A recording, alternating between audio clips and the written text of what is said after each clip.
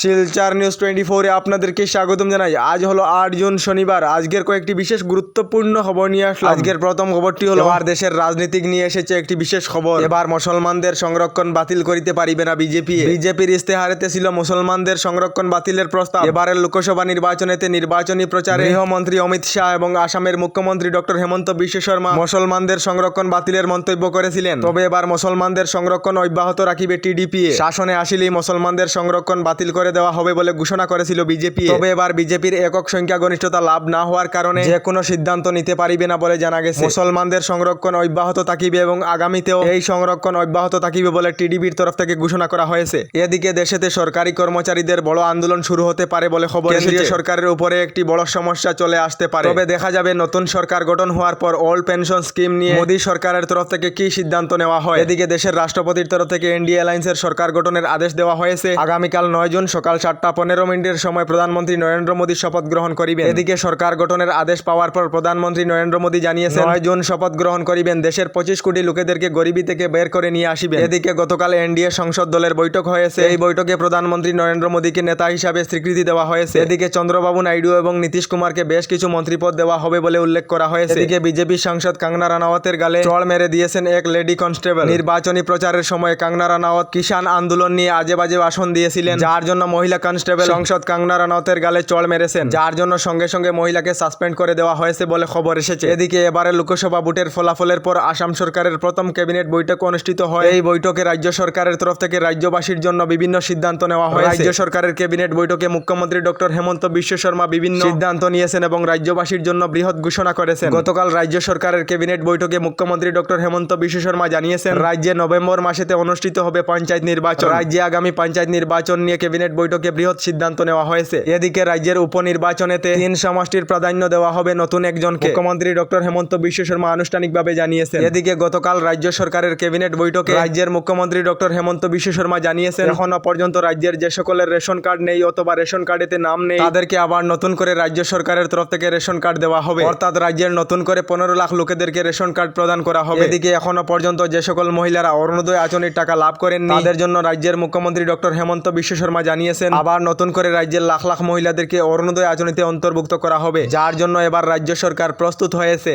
এদিকে রাজ্যের মুখ্যমন্ত্রী ডক্টর হেমন্ত বিশ্ব শর্মা গতকালের ক্যাবিনেট বৈঠকে রাজ্যের যে সকল মহিলারা মাইক্রোফাইন্যান্স থেকে 50,000 টাকা পর্যন্ত ঋণ নিয়েছেন মহিলাদের মাইক্রোফাইন্যান্সের ঋণ মাফ করার সিদ্ধান্ত নিয়েছেন। খুবই শীঘ্রই রাজ্য সরকারের তরফ থেকে মহিলাদের 50,000 টাকা পর্যন্ত মাইক্রোফাইন্যান্সের ঋণের এনওসি দেওয়া হবে। এদিকে যে সকল যুবক যুবতীরা মুখ্যমন্ত্রী আত্মনির্ভর আঁচনিতে 2 লাখ টাকা লোনের জন্য আবেদন করেছিলেন আগামী সেপ্টেম্বর মাসেতে তাদেরকে প্রথম কিস্তি 1 লাখ টাকা করে দেওয়া হবে। আমাদের ডেইলি খবরগুলি ভালো লাগলে আমাদের ভিডিওতে লাইক দিয়ে চ্যানেলটিকে সাবস্ক্রাইব করে নেবেন।